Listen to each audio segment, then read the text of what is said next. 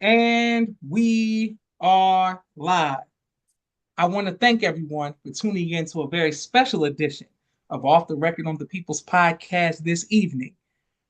We have an amazing guest with us tonight, one who is going to give us some incredible information as well as inspiration, keeping up with current events, history, and the word and the teaching of the Most Honorable Elijah Muhammad, an activist, an actor, a family man, and so much more, but a believer and a kind brother to us all, a scholar, and so, in his own right, none other than our brother, Mr. Leo Muhammad. Assalamu alaikum, sir. Wa alaikum salam, dear beloved brother Joshua. Thank you so much, brother, for once again inviting me to the People's Podcast. You're doing a magnificent job, brother. Really, truly beautiful. I try to watch as many of your programs as possible, and they're always very, very informative and very, very beautiful in the manner in which you conduct the podcast and the types of guests that you have. I learn a tremendous amount listening to the various ministers and the various guests because they have tremendous history that oftentimes, we don't know about because these are personal histories of Yes, their sir. own experiences within our nation, in America in particular. All praise due to Allah. Well, thank you, sir. That means I didn't know you watched, but that means a lot to me. Yes, sir. Oh, And absolutely.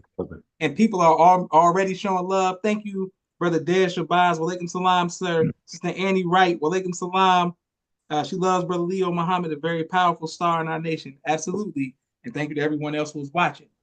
Well, the other day I was watching a documentary on Netflix dealing with the Michael Jackson, Quincy Jones bringing Michael Jackson and all of the artists together, dealing with the song "We Are the World," and it was raising awareness for AIDS in Africa. And that was not my time period, so I'm like, oh, look at Mike, look at all these Tina Turner, all these great people coming together to raise awareness for a serious issue such as AIDS in Africa. I didn't know. I knew the song because I'm a Michael Jackson fan, but I didn't know what it was about and how it all Yeah. came together. So that made me start thinking about in 2025, what are some of the issues that we need to be bringing awareness to all around the world? And of course, I kept seeing on social media this man, and I kept seeing people kept saying Burkina Faso and Ibrahim. I don't know how to say his last name. I don't want to butcher it, but I kept seeing his picture, and I kept seeing people make posts about it. So I said I want to ask someone who I know is studied and and up to date with current history and knows how to break down the teachings of Most Honorable Elijah Muhammad in a very unique way and skillful way. And so I reached out to you. So thank you for coming on to explain, give us expound on what's going on. So for those of us who may not be up on the news, what's happening? Who is he, and why is this important in 2025? All praise is due to Allah. Let me begin like this, brother. In the name of Allah, the Beneficent, the Most Merciful, I bear witness that there is no God but Allah, and I bear witness that Muhammad is his servant and messenger. And when I say Muhammad, of course, I'm speaking of Prophet Muhammad, peace be upon him, of 1,400 years ago. But I'm equally speaking of Master Farad Muhammad, the Most Honorable Elijah Muhammad, and the Honorable Minister Louis Farrakhan Muhammad. Muhammad lives forever. Muhammad cannot die. And when we really appreciate and understand how God moves and how he puts his character into those that he chooses and even gives us his name today, Yes, sir. it truly is a blessing, dear brother. And I want to greet everyone on the People's Podcast in the greeting words of peace. Assalamu alaikum. Wa alaikum salam, sir. Praise be to Allah. Brother, let me just put something into context because you see, you know, I think I may have said it to you before, but I was born on the island of Jamaica and I came to the United Kingdom in 1967 as Mm. a young boy. And as a result of family breakups and problems with my mother and father, and coming into this very strange and hostile environment called England, my life really was turned upside down.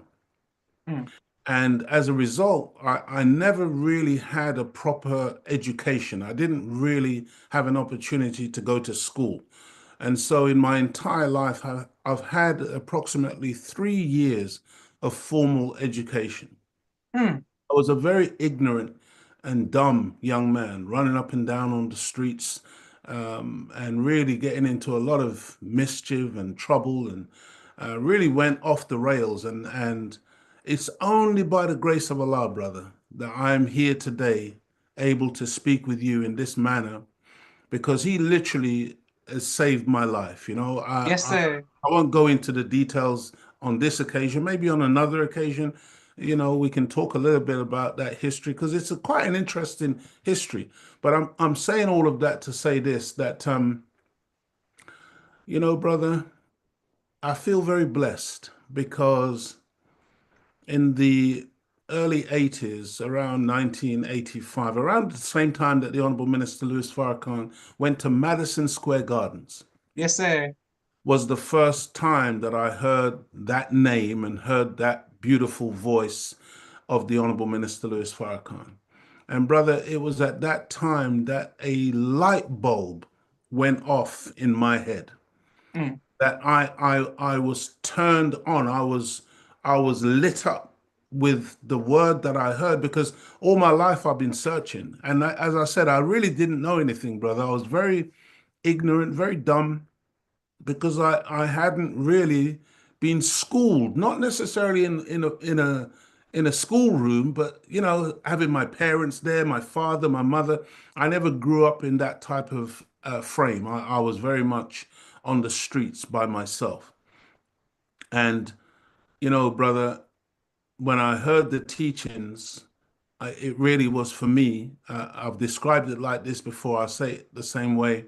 If you can imagine a fish on the beach flopping around, Yes, that sir. Yes, that sir. that was my condition.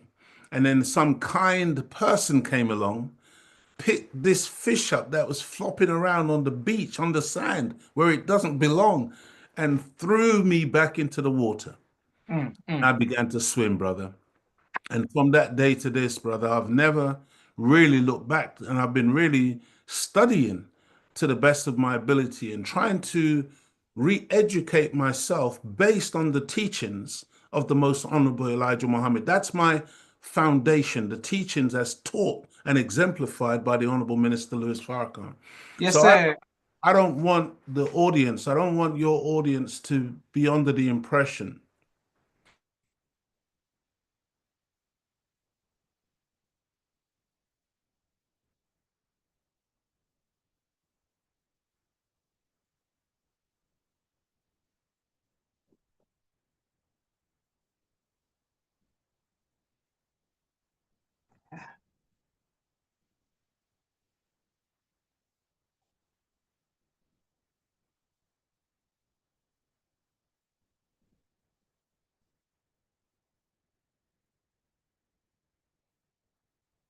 Minister, you there?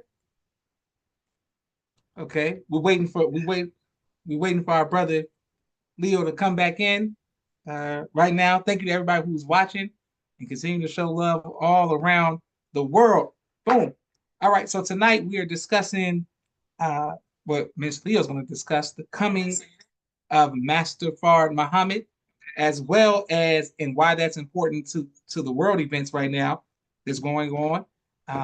But there he is. Okay, yes, sir. We right here with you, sir. Yes, my deepest apologies, brother. I believe it's my end. The internet appears to be playing up for some reason all of a sudden. Yes, sir. We But understand. I think where I got to was, you know, coming into these teachings is really what has allowed me to have an understanding somewhat of the world and what's going on, because the teachings of the most honorable Elijah Muhammad, contrary to what some people may believe, brother, it's not this narrow little thing. This some people think, oh, it's just the Nation of Islam. We're just some small group of so-called Muslims off in a corner somewhere. I understand that the teachings of the Most Honorable Elijah Muhammad is the of the universal order of things. mm, Hence mm. why he would write a book like The Theology of Time, give a series of lectures like The Theology of Time, breaking down time itself. Minister Louis Farrakhan, expounding on the time and what must be done. So I'm saying that to say that whatever I express, it's based on the fact that I've been able to use the teachings as a filter for what I observe going on in the world. And I don't view things outside of that filter. Yes, sir. Whatever I see, I try to contextualize it within the teachings and what we've been taught as to the reality of God, the reality of Satan, the reality of black people, our nature being God, etc., etc. And that's where much of my inspiration comes from when I attempt to break down and understand things. And of course, as I said, I'm a modern day disciple. In other words, I'm disciplined by the Honorable Minister Louis Farrakhan. Every word that comes out of that man's mouth, I feed on it, brother, and I try to understand it in the manner in which he means it, so that I can try to not just hear the word, but do the word, walk the word, and that's what I attempt to do in my life. And evidently, there must be some effect because, brother, everywhere I go, people, tell me things about how what is being said through this mouth of brother Leo Muhammad has some type of effect on their life. Mm, And mm. I have to say, by the grace and mercy of Allah, mostly it's good. I don't really hear too much negativity. So I just wanted to contextualize where I'm coming from. My foundation is the teachings. My foundations is Farad. My foundation is Yes, sir. Elijah. My foundation is Louis Farrakhan. And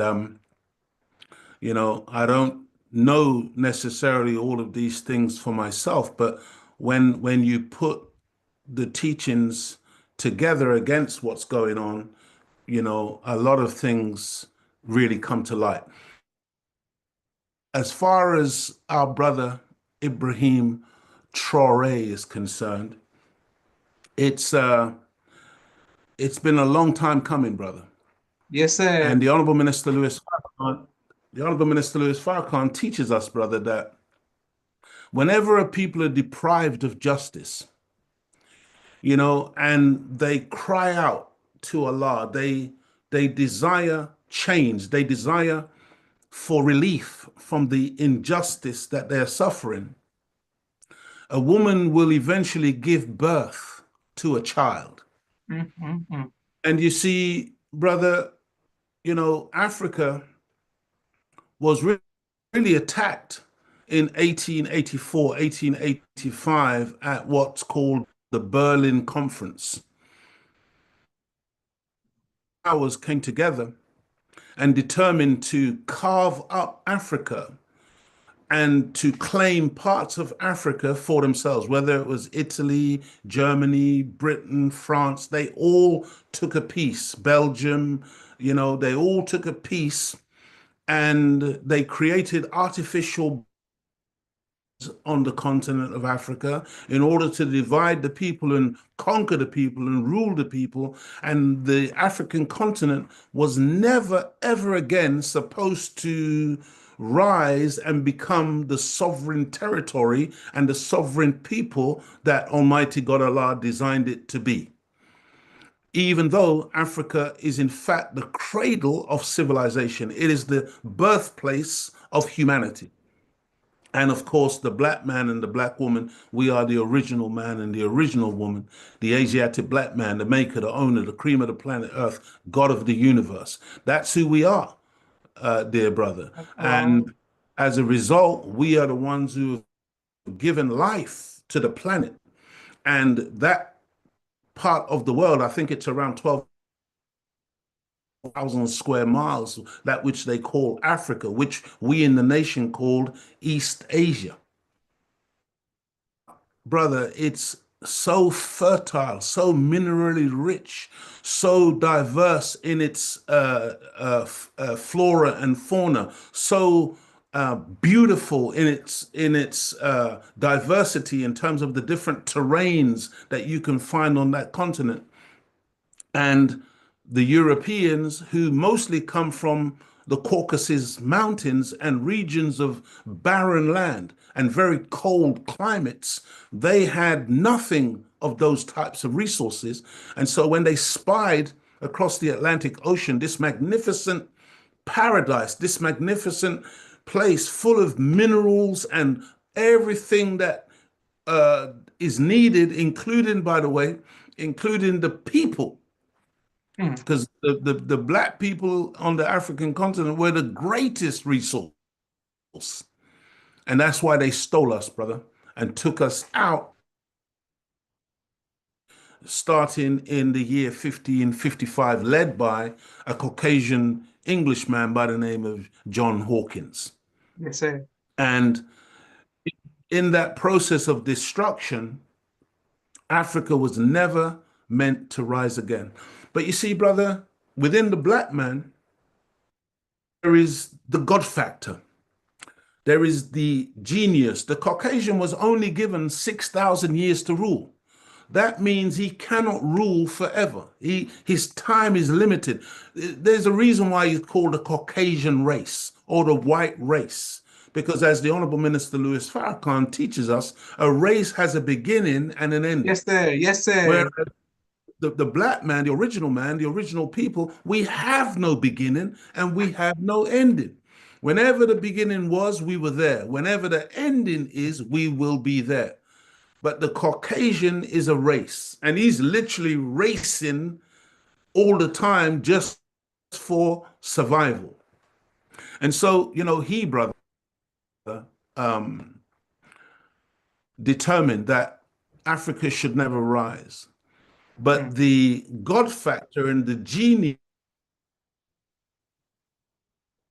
that we can't even help but to produce great ones. You see? And over the years, that's what we've done. We've produced over and over again great ones. But every time a great one has come up, the enemy, whose design is to keep Africa oppressed, suppressed, and also underdeveloped, he is seeing that great one and he has made a determination that that great one must die. mm. And so we had Patrice Lumumba from the Yes, Congo, sir. and he was assassinated. We had Samora Machel from Mozambique. By the way, I named one of my sons after Samora Machel. And you see again, you see, this was even before the teachings, Mm, because there was a level of consciousness that I was growing into as a youngster, and the teachings was the catalyst that brought it all together. You see, because Reminisce. I understand now. Go ahead, brother. Yes, sir. Not to cut you off, but could you let us know who inform us what these people, who these people are, if you could? So why'd you name Yes, your sir. son after that after that birth? Yes, sir. Yes, sir. Samora Machel was the revolutionary military leader of Mozambique Okay, in okay. the 60s. And he was one who was in collaboration with the guerrilla fighters in South Africa, in so-called Rhodesia at the time, which was obviously Zimbabwe. And he Mm, was a tremendous asset to the liberation struggle of the African people in that part of the continent. And okay. the enemy The enemy despised him and hated him, and eventually we believe that they assassinated him by rigging his aircraft or shooting. Either they rigged it or they shot it down. There's still some puzzle as to exactly what happened, but the report is that, oh, he died in a plane crash. We had, of course, the magnificent and beautiful Thomas Sankara, mm, who came out of Burkina Faso. The French had claimed that area of Africa for themselves, and they called that area Upper Volta. That was what the French called it, because you know the Caucasian, wherever he goes, where he went to Zimbabwe, he called it Rhodesia. mm, In Zimbabwe, there are tremendous, powerful waterfalls, and the Caucasian called it Victoria Falls after Queen Victoria. mm, But the mm. real name for the falls is Mosi Matunya, which means the water that roars, the water that roars, Mosi Yes, Matunya. sir. But they call it Victoria Falls. So he goes all around and he names things and he claims things for himself. And, Thomas Sankara, brother, he came up within Burkina Faso, and he renamed Burkina Faso. Burkina Faso means, in the African tongue, the land of the upright man or the incorruptible man. Mm, Just think about those words. The upright man. Abraham is an upright man. And by the way, it's really a Muslim country, mm. Faso. And so Thomas Sankara made a determination that his nation had to go free, had to have independence, had to have sovereignty, had to have, the things that any nation should have. But of course, the French, the former colonial masters, they didn't agree. And so they conspired. And of course, as always, they could find a black man. And this black man was a friend of Thomas Sankara. He was a military officer in the same army, in the same rank, standing next to our brother, and he betrayed our brother, and ultimately he was assassinated. We had people like Idi Amin. Now, most of us, when we hear about Idi Amin, most of us maybe get a negative thought in our minds because all we've ever heard about Idi Amin is a lot of propaganda from the Caucasian. I Mm, mean, to the point where they said Idi Amin was a cannibal. They said he was a cannibal, brother. They said he was eating his own people. mm, But, mm, none of that was true. Idi Amin, I think the greatest mistake he ever made was to come here to the UK and get trained in military ways. And for a time, he was carrying out the British mandate. For a time, they were very happy and very pleased with him. Just mm, like in the early days of Zimbabwe becoming independent, they were very happy initially with Robert Mugabe, mm, who was the leader of Zimbabwe, because Robert Mugabe didn't touch the land. He didn't return the land to the African people, to the black Africans. Robert Mugabe allowed the white man essentially to stay in control of the land, which is what the freedom fighters had fought for. But Robert Mugabe allowed them to stay there and basically control much of the infrastructure, much of the land of Zimbabwe for nearly 20 years before the freedom fighters who had fought for the land became very fed up and decided that we're going to take this land back. And they began to occupy what they call white farms. They're not white farms. These are black people's lands that black people were not allowed to use or occupy, but they began to occupy the farms that these white people had owned. And by the way, when I say farm, let me give you an idea of what I'm talking about. yes, sir. I was in Zimbabwe a number of years ago, and we were in a Land Rover, a Land Cruiser, one of those 4x4 Jeep type vehicles. And we were driving across a white man's farm. And we were driving at nearly 60 miles an hour. And we were driving for over 15 minutes. And we were still on his farm. Mm, I'm just trying to give you size. There was a white man. I don't know if he still owns it. but there was a white man in Zimbabwe who they said had a farm the size of Belgium, mm, the country called Belgium, brother. mm. See, this is the type of theft and the type of ownership that they went to Africa and claimed. And so, Robert Mugabe didn't touch the land, brother, for 20 years. And Mm, then when these fighters, the former fighters, began occupying the farm, and the white media and the British government and the British media and Australian media and American media were basically these black people squatters in their own country and calling them invaders and calling them all kinds of ugly names and basically suggesting that Mugabe should use his military or use his police to get them off the farms and throw them back into these townships and into the squalor that black people were living in still after Mugabe had been ruling for 20 years. Robert Mugabe found himself between a rock and a hard place. And he had to make a decision, brother. Am I going to continue this thing where I think he came here, he danced with Margaret Thatcher, who was the prime minister at that time, mm. in a ball, they're dancing together. He came here, I think they knighted him, brother. They made him a Mm. knight. When the queen puts the sword Yes, on sir. both Yes, sir. shoulders and arise, sir knight, because he was such, they loved him because he didn't touch the land.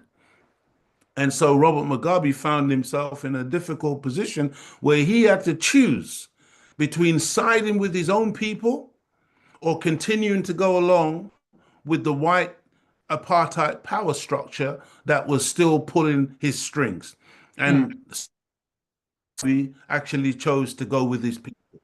And when he sided with his people, the next day, brother, in the newspapers, on the television, he was a black Hitler.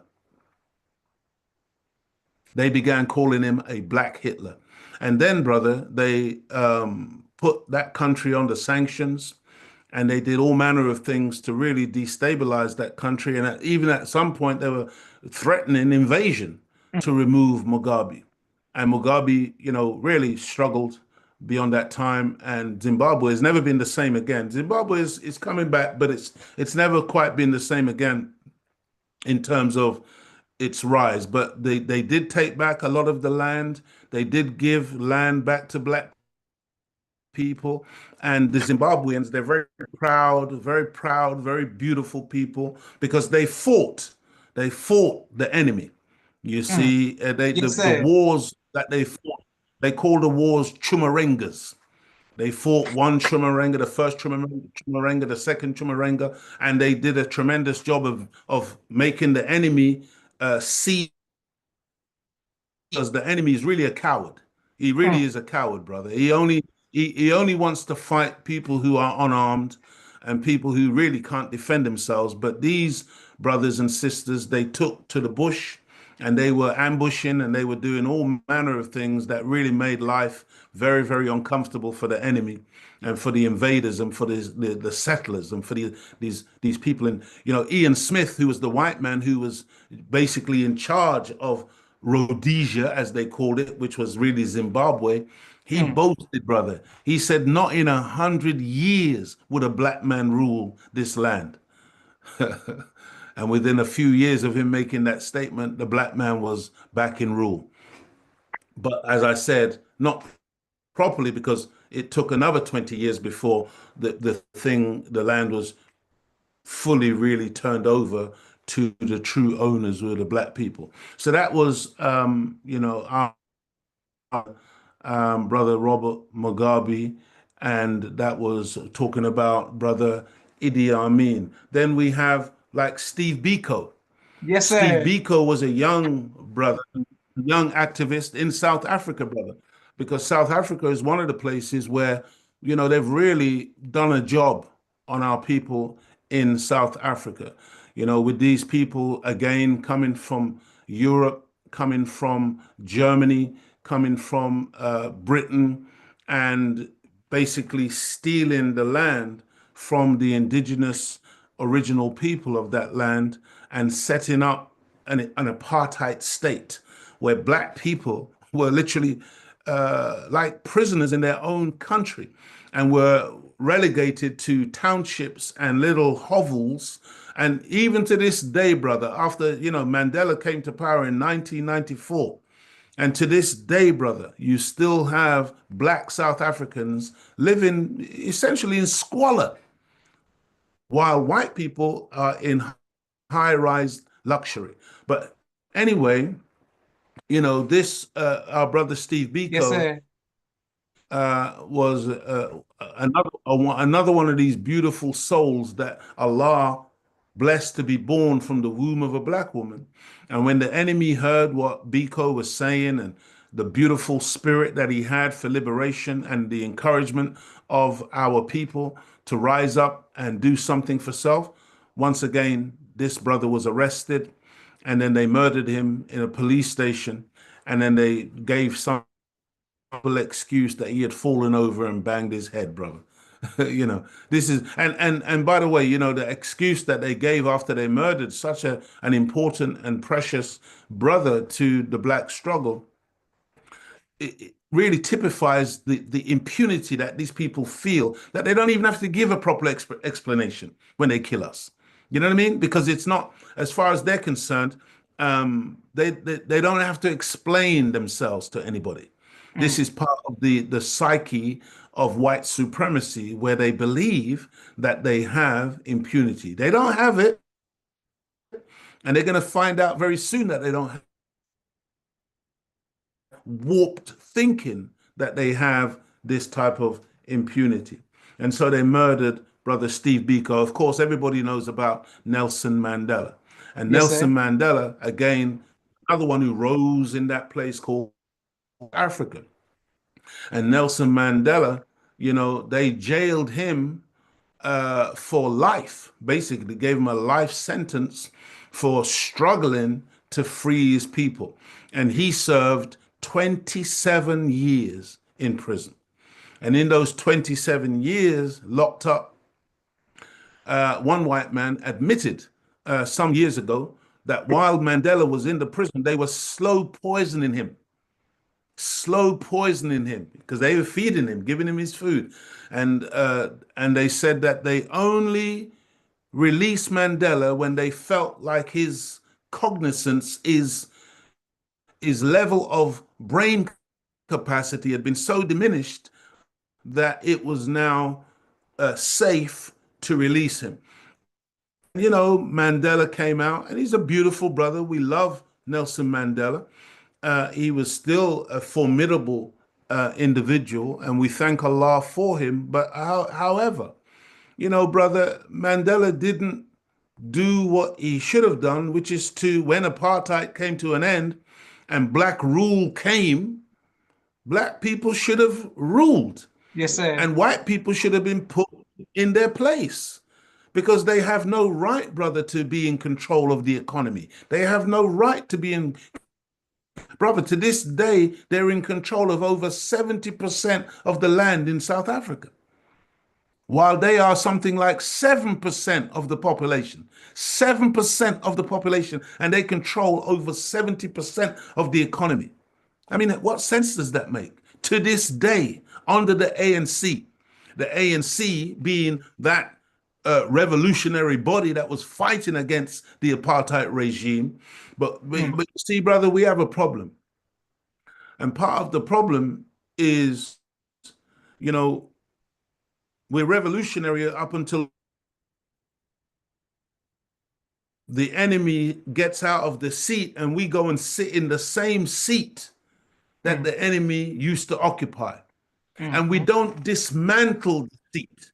We don't dismantle the system that the enemy put in place. We sit in that seat and we think that we can now begin to operate or modify that system and use that system to continue and to build on it. It's never going to happen, dear brother. That Mm. system was never built to liberate black people, to empower black people, to enrich black people, to make black people great. You see? And so Steve Biko, Nelson Mandela, destroyed, brother, as a human reality. And then, of course, we can't leave out Winnie Mandela. That's right. You see, brother, because when Nelson was released and Nelson was going all around the world, he shook hands with Margaret Thatcher. This was a wicked woman, brother. Hmm. This was a woman, her husband, Dennis Thatcher, he was the largest investor in apartheid South Africa. While apartheid was raging, the prime minister's husband was the largest investor in South Africa as an individual. You see, and Margaret Thatcher refused to impose sanctions on South Africa because she said, oh, it would hurt the black people more. This is how sick these people are, brother. But anyway, our dear sister Winnie, we know that to spend 27 years in prison, as Brother Nelson did, well, but brother, the sister that was left outside of the prison, she was often arrested, by the way. She was banned. She was prevented from moving freely. She was evil spoken of. She was slandered. I mean, brother, she went through hell. She was abused both physically and mentally by the apartheid regime, its police force, and its military. They really, really did a number on this sister, but the sister stood firm and Yes, kept sir. kept her husband's name alive. And by the way, I don't know if you know this, but Sister Winnie Mandela, some of our brothers in the UK, we had an opportunity to speak with her, and she said that throughout the time that they were struggling in South Africa, they were listening to the Honorable Minister Louis Farrakhan, and that's what kept them going. That's what she said, brother. Praise be to Allah. Yes, sir. Praise be to Allah. And so our dear sister, she was she suffered, brother, and eventually, in South Africa, truly free because it's not free. Of course, we can't speak without talking about Muammar Gaddafi. Yes, sir. Muammar Gaddafi, brother, who was a champion of Africa. And even though he was an Arab, because many of our people think that all Arabs are people for us to shun or whatever, not realizing that there could be no Arab unless they came from the black man. We produce the Arabs. Arabs are from us. We're the original Arabs, and the original Arabs are blacker than me. They're blue black. But anyway, Muammar Gaddafi is the only Arab leader who ever apologize for the transatlantic, not the transatlantic slave trade, but for the role played by some of these Arabs, so-called Muslims, who facilitated the trade in African bodies in slavery. Because, many of these people, brother, they're not following the Prophet Muhammad, peace be upon him. They pay lip service to the Prophet, but their hatred of black people is real. It's palpable. It's not something imagined. There's tremendous racism among many of them, even though they like to pretend. They'll tell you there's no racism in Islam. Yeah, right. Tell that to a fool. We know you. We know what you do. And Hmm. many black people who go, even to this day, into places like Saudi Arabia and Bahrain and other parts to go and work as domestics or whatever, they suffer, brother. Sometimes they take their passports away. They can't travel. They're like literally like modern day slaves, and that's how they like to treat black people. But anyway, Muammar Gaddafi, I'm sure that brother. They were after him, brother, for over 40 years. Yes, sir. 40 years. And I'm through this history for a reason because we're going to come up to date with our brother Ibrahim Traore. But Take it's your time. Take important your that we time. understand what happened, you know, because they waited on Gaddafi, brother. They attempted him a couple of times. One time they bombed on the Reagan, they bombed his compound and they killed one of a little girl, one of his grandchildren, I believe it was. And I think the Honorable Minister Louis Farrakhan described that attempt as the most expensive assassination attempt in history. You know what I mean? Because of the amount of money that it would have cost to bring those warplanes and bring those bombs to kill this beautiful man. Muammar Gaddafi, brother, he did so much for Libya and so much for Africa. He was a real champion, and he was one of the people. You had Gamal Nasser and others, and of course Kwame Nkrumah, That's right. That's who I'm right. going to come. Kwame Nkrumah, they championed this concept of the United States of Africa. They understood that Berlin Conference of 1884, 1885, that what was done there had to be undone. The borders have to be done away with. The borders have to be destroyed. African people have to be able to have free movement. They have to be able to have free trade across the continent. African people need to have one army, one currency. You understand what I'm saying? One universal language that, at least, not to say they can't speak other local languages, but for many years people have been pushing the idea that maybe we would adopt Swahili as the language that everybody would attempt to speak. But you want to be able to communicate between all the various peoples, and so this is what Muammar Gaddafi was pushing, the United States of Africa. Yes, And sir. before Muammar Gaddafi did what he did, brother, the Honorable Minister Louis Farrakhan explained to us that for Africans to call African in another part of Africa, say from Kenya to Uganda, that call would have to go via a European satellite to go out and come back. Just like even to this day, brother, when you want to fly from one African country to another, you might find yourself going through Italy or going through London or going through some European capital before you can get to the Africa. You have to fly out of Africa and then come back into Africa because there's no direct flight from one African country to another. This is how nonsensical and crazy, brother, that these people have carved up the relationship between brothers and sisters deliberately by design, so that we would never ever be able to unite and act as a sovereign people. But Mm. anyway, this was how we made phone calls back in the day, and then Muammar Gaddafi put up $400 million to put up a satellite. African nations put up $100 million, making it $500 million to put up an African satellite so that now we could call direct to Africa. Africans could call direct to one another, taking away $500 million a year from the Europeans. Now that upset the devil.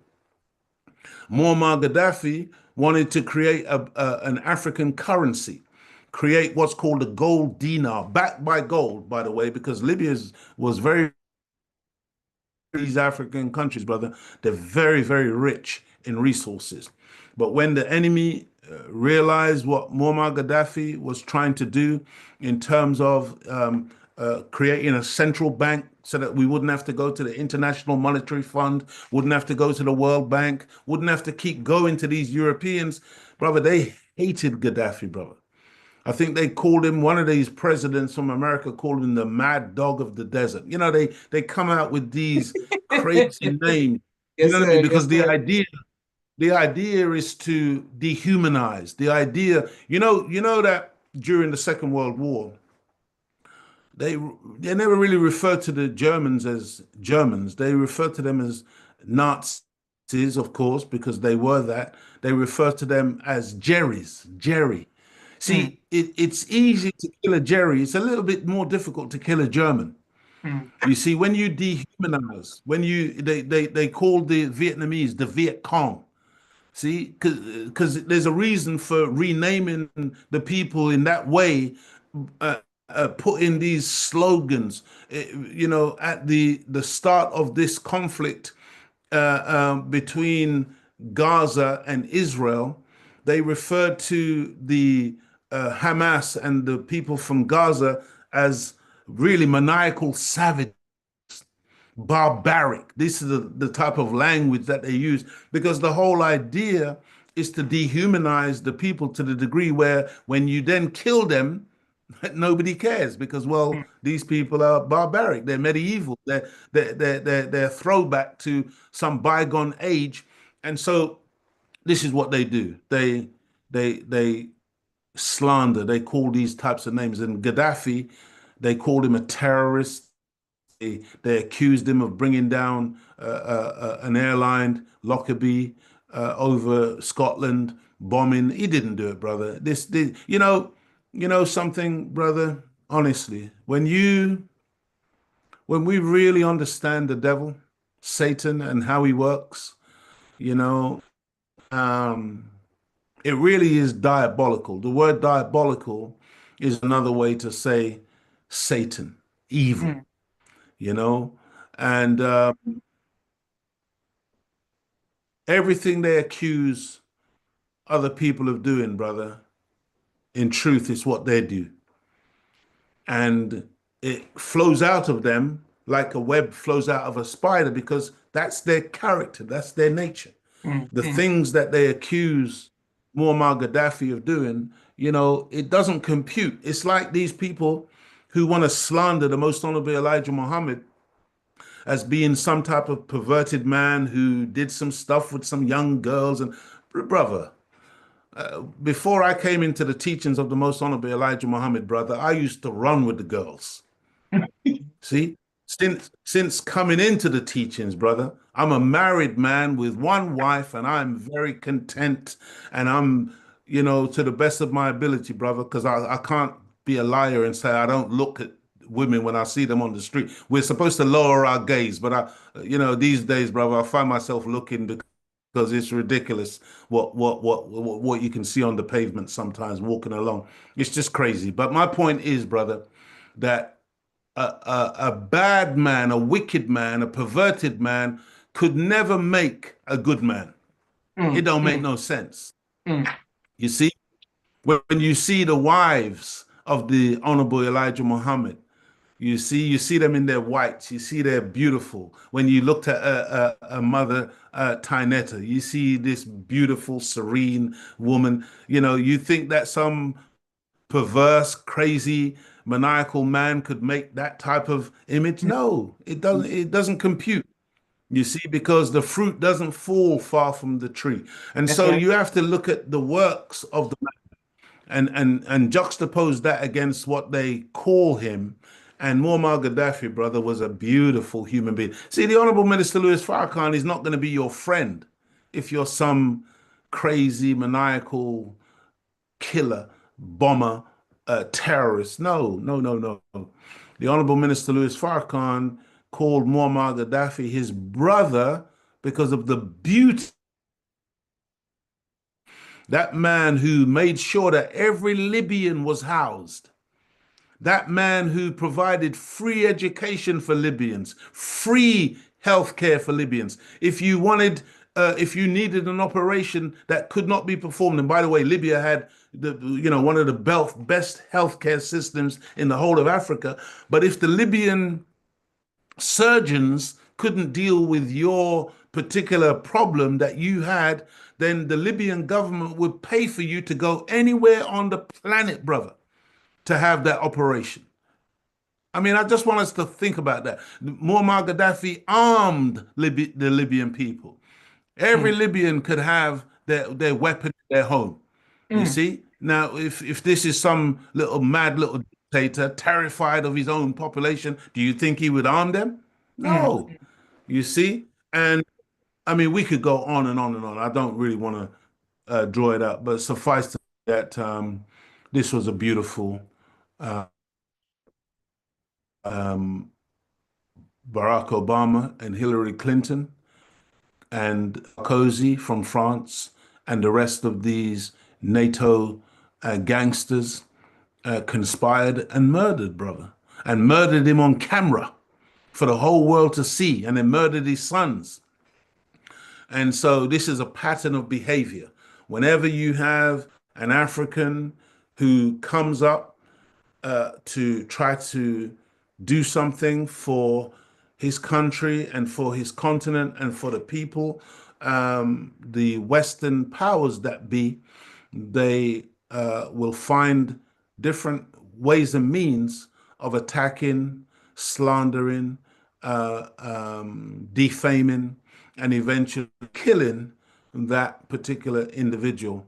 And this is what they've done. They did the same thing, dear brother, to Kwame Nkrumah, destroyed everything that he attempted to do for the nation of Ghana and for Africa as a whole. And so that brings us now to, and by the way, brother, feel free to stop me at any point, and Oh no, we if right you here want to, with you. We right here with because you, bro. We right here with you. you know, this brother, Ibrahim Traore, brother, Africans are crying out for change. Africans, unfortunately, when they destroy those good leaders that Allah sends to us, that Allah allows to be born for us, when they destroy them, they replace them with puppets. They replace them with spineless, weak betrayal in the form of an African man or woman who looks like us, but they are not working or acting on behalf of us. They are working, acting on behalf of Paris, London, Washington, and these capital cities. And so this is the pattern. And a military brother came to power in Burkina Faso in a coup. And so many of these coups that you hear about on the African continent by the CIA. They're engineered by MI6 in the UK. They're engineered by Mossad. They're engineered by these European Western governments uh, who believe in the concept of regime change because they want pliable and subservient governments that will do their bidding. In other words, give us gold at uh, um, really pennies. They're paying pennies for the gold, not the dollars or the pounds that they should be paying. But say for instance, the gold is worth $50. They will be paying 50 cents. Mm, I mean, I'm not exaggerating, brother. That's the level of deception. I think with Niger, they were receiving 80 cents or something like that for the per kilo for their uranium, which is what France uses mostly for its electricity to power its nuclear power stations. And France and Canada and these people, when they got that same uranium, they were selling it at $200 per kilo. Just to show you the disparity in what the Africans were receiving and what other people trade these commodities for. And so they want to be able to get diamonds for nothing. They want to get gold for nothing. They want to get manganese for nothing. They want to get uranium for nothing. And they've been doing this for hundreds of years, brother. Ever mm, since 1884, 1885, this is what's been happening. Africa has been raped. And by the way, when they take the resources out of the soil, they don't even do it in an ecologically friendly way. They do it in such a way that oftentimes they poison the riverbeds. They poison the water basins because they use all of these chemicals, things like arsenic and other things, in order to separate the various elements from the soil and so on and so forth. mm, And they don't give a damn, brother, how it's left. You see, they drill for oil in Nigeria and places like this. BP, British Petroleum, drill for oil in Nigeria, and they leave a mess, brother. They destroy the ecosystem of the country, but they don't care. All these people are interested in is wealth and power. Taking the resources, they love African resources, they hate African people. And unfortunately, brother, they've been able to find a vast reservoir of puppets that they can use to facilitate the growth and the development of Europe, America, and these nations, keeping Africa underdeveloped, keeping Africa with broken roads and broken infrastructure and, just really tired and decrepit, and this is what's been going on for brother, centuries. And so Ibrahim Traore was born 37 years ago.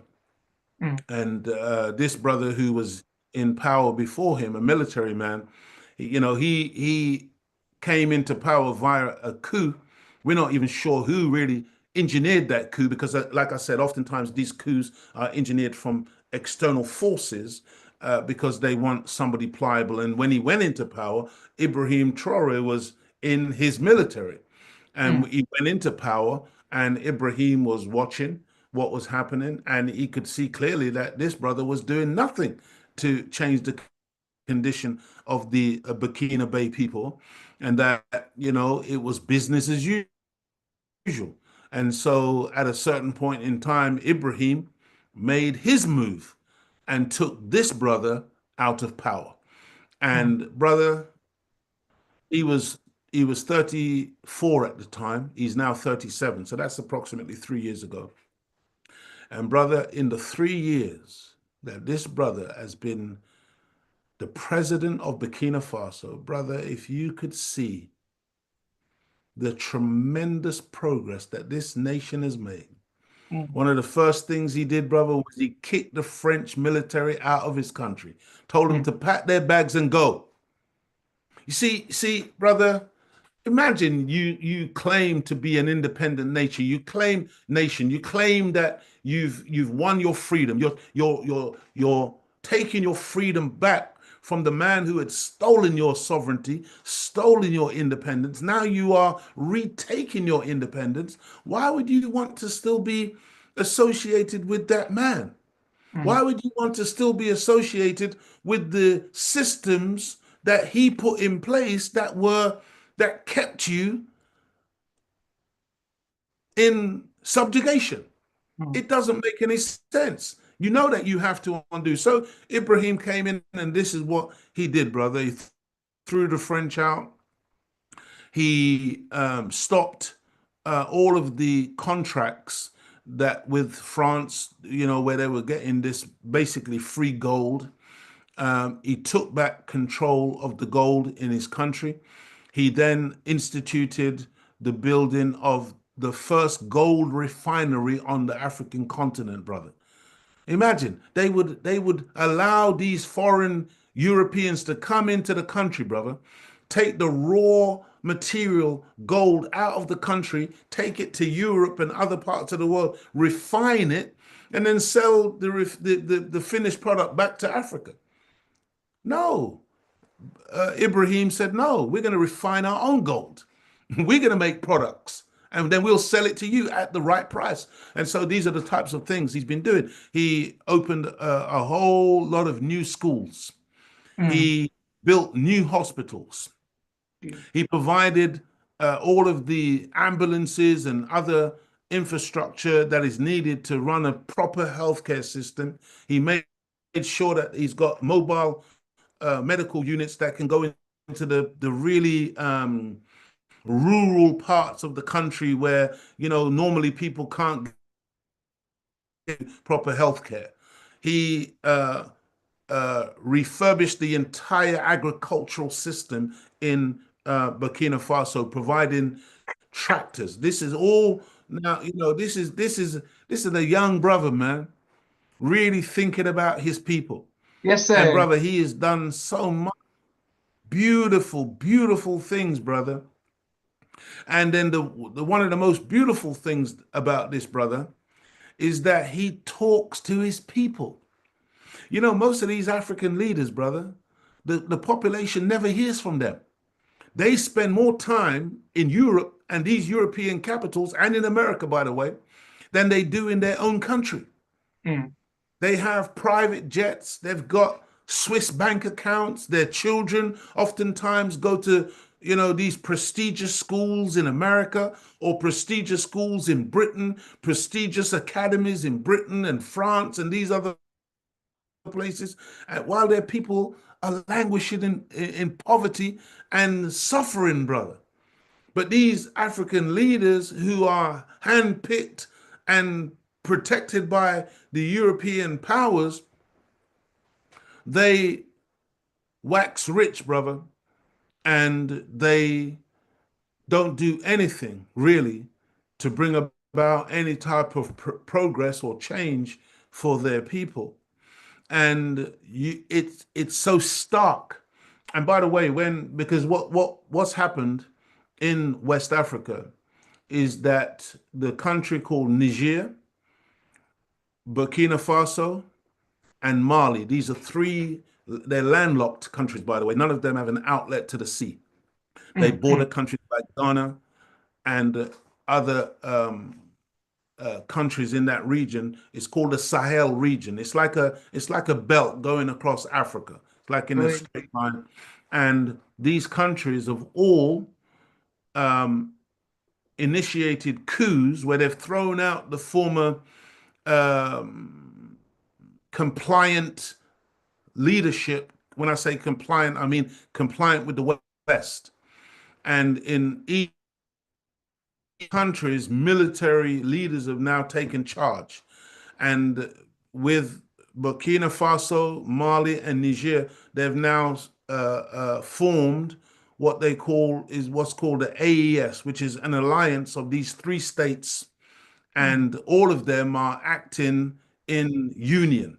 All of them have decided to unite, and they've said to because there was a group in West Africa called ECOWAS. ECOWAS, like a West African economic group that was set up, and ECOWAS was very much set up to really police, West Africa, really on behalf of the West, brother.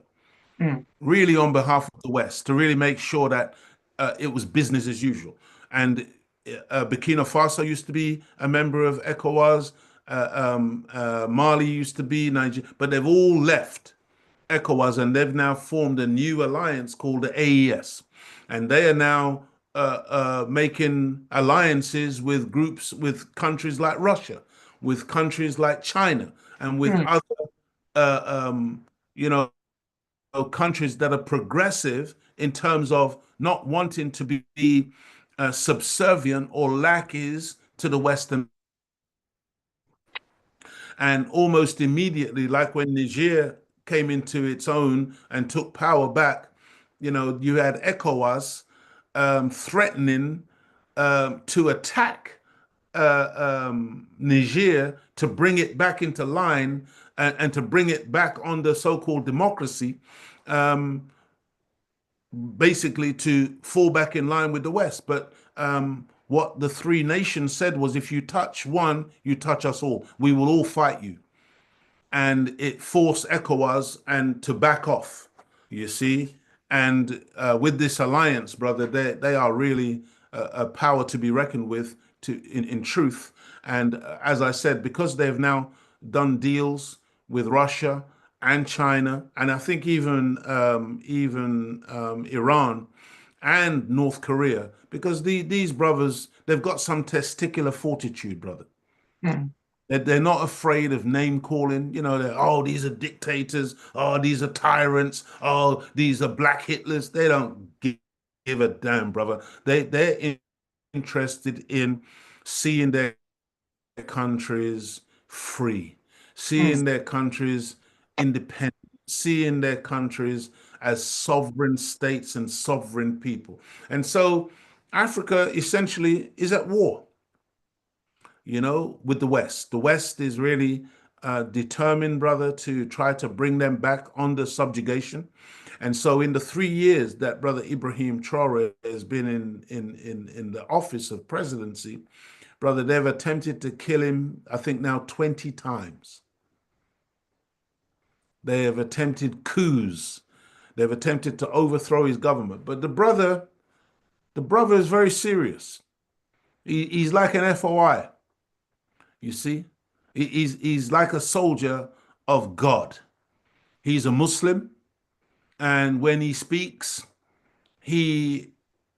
of the grace and the mercy and the power and the strength of God. mm. He is humble, but he is very, very forthright and very strong. Yes, sir. He's he's clear-eyed. He is unafraid. He's fearless.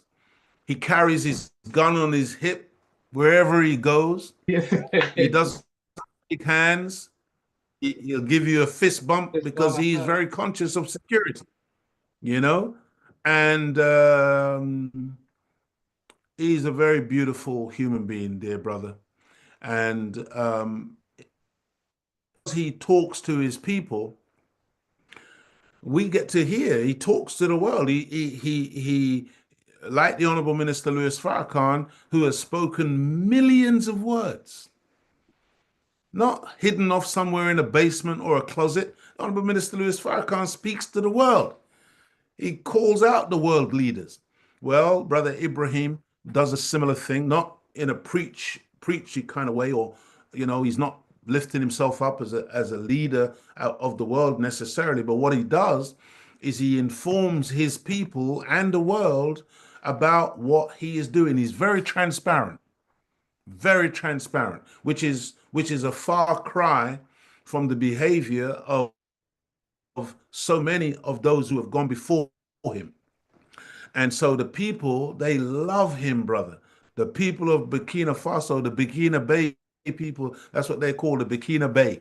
They love their leader, brother, Mm. because he is a man of the people. He walks among the people, he comes out among the people.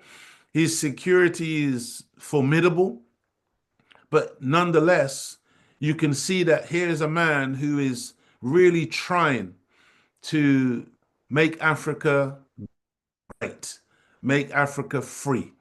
And as a result, he has incurred the wrath of the Western powers. France, of course, is very upset, very angry, very bitter, and desires to take this brother out. As they've taken out, like, we went through the litany of people they've killed in the past. This is what they do, brother. This is what they do. And again, remember, you know, Israel is a part of that conspiracy to kill. They're using their agency called Mossad. The CIA, of course, is very much a part of that conspiracy to murder and to destabilize. And of course, MI6 out of the UK. They're all in cahoots, brother. And there are many other agencies that we don't even know the initials of or know their names. But make no mistake about it, they're all over the continent of Africa. They're all over the so-called developing world. And their job is to maintain the status quo, to keep the people from rising, similar to what J. Edgar Hoover said, we must Mm. stop the rise of a black messiah. Well, Ibrahim, brother, I believe just listening to him and watching the way he moves and listening to the level of insight that he has about the enemy, and how the enemy operates, I do believe that this brother, like our dear sister Winnie Mandela, I do believe that, and also the former leader in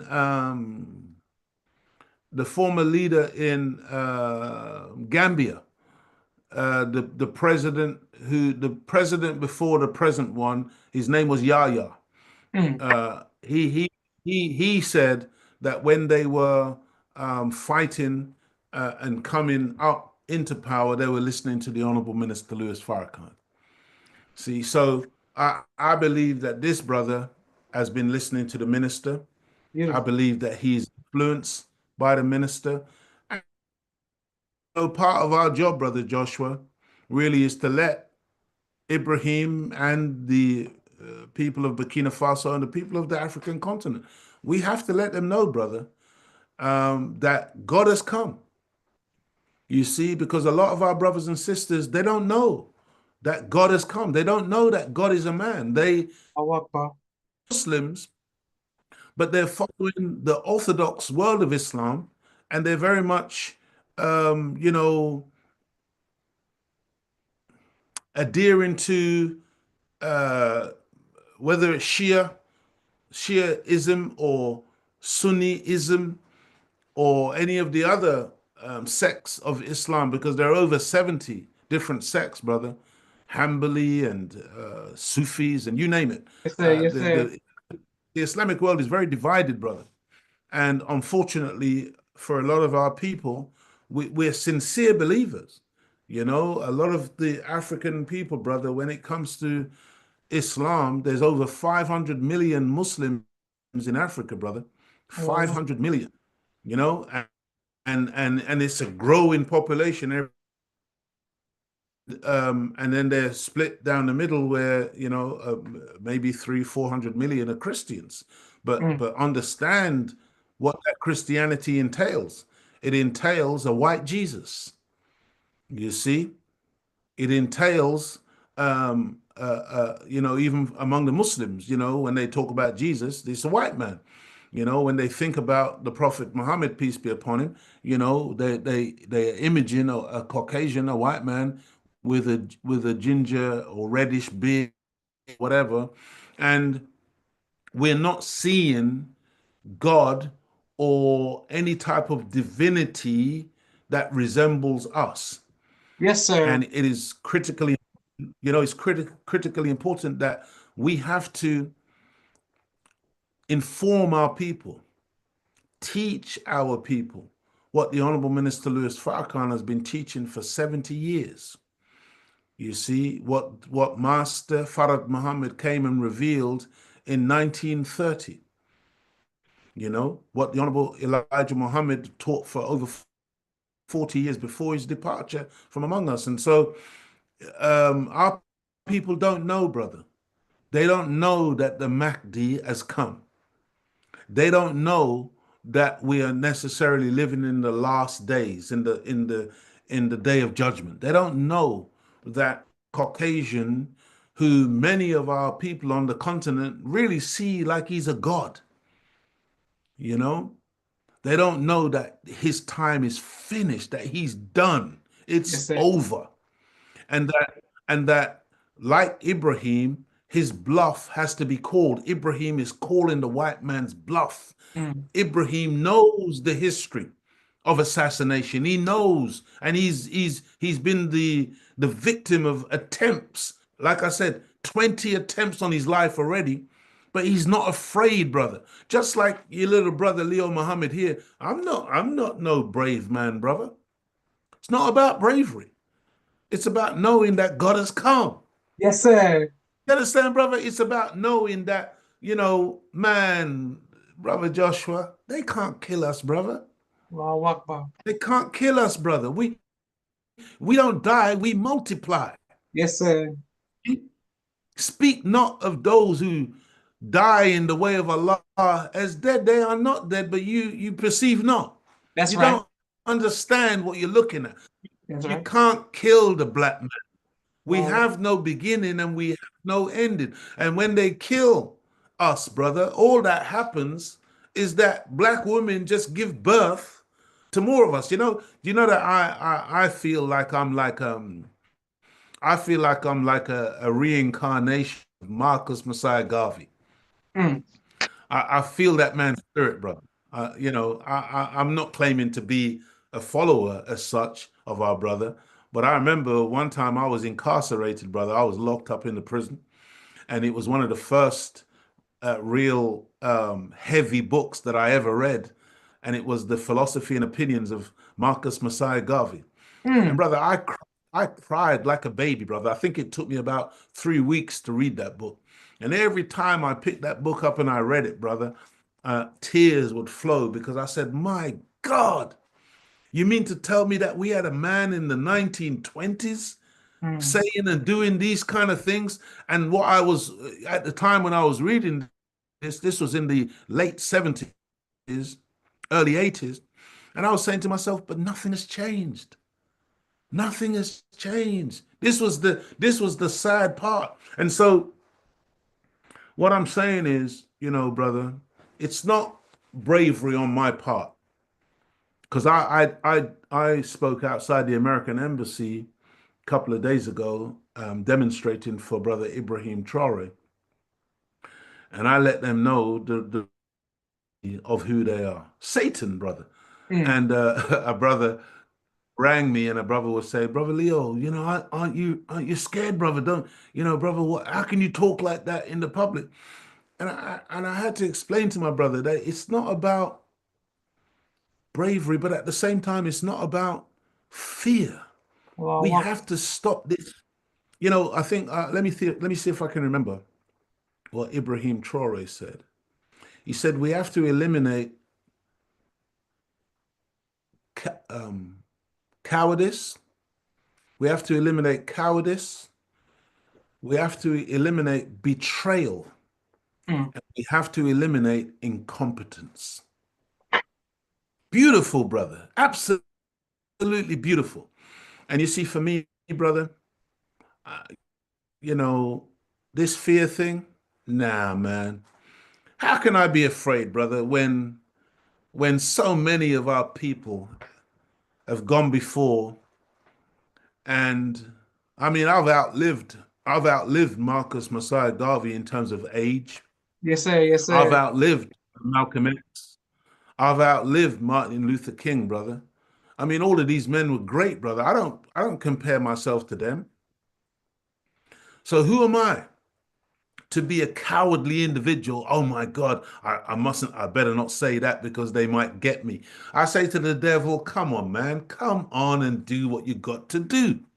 See, because brother, I'm one of these people. I want to hurry his demise, and I, Mm. I I believe in that aspect of the teachings where it says that they'll be able to kill approximately 300 of us, brother, That's right. That's right. and then after that, it's over Yes, for sir. Satan. I don't know how many they've got already, but brother, we have to understand that you know with the Joshua generation before them, the elders they refused to go into the promised land, brother, Mm. because they said there were some giants in there and they were That's what they terrified. No, we're said. not going. Yeah, clear out the giants, then we'll go in. No, the Joshua generation, brother, they went into the land, brother. Giants or no giants. You see, so that's who we are. That's what we've got to do. And these giants, brother, they're really midgets. They Mm. really are. They're really midgets. They are dwarfs. You see, and the Honorable Minister Louis Farrakhan has proven that. The Honorable Elijah Muhammad proved that, brother. When you understand where the Honorable Elijah Muhammad is coming from, brother, only going to the fourth grade of school, Yes, sir. a man born into poverty, brother, struggling the way he was struggling, going through all of the vicissitudes of life that he went through, brother, and look what he built. Look at the men and the women that he raised, brother. Look at the Honorable Minister Louis Farrakhan, who in his early days didn't even believe that he could speak. Mm. Didn't even have that kind of confidence in himself. But look what God can do for you when you give your life to God. When you say, "Oh Allah, I submit." And so, brother, I'm saying that we just have to submit and be willing to say, not my will, but thy will be done. And what's his will, brother? His will is that this enemy's world must come to an end Allahu Akbar. and that his world must be established. You Yes, see, sir. a brand new world order. God says, I'm going to make all things new. That's what he I, said. I, I, I was on the road. I was on the road all day, brother, and I wasn't dressed like this. I came home and I only had a brief time to get myself together for the People's Podcast because He definitely I, said. I, I can't come on here, brother, and not represent. But brother, what we've been given, this dress code, this uniform, brother, is so beautiful. It's very powerful. It's very powerful, and our people recognize our honor likeness, Yes, sir. and our honor likeness is magnetic, and it draws the people to a brand new idea.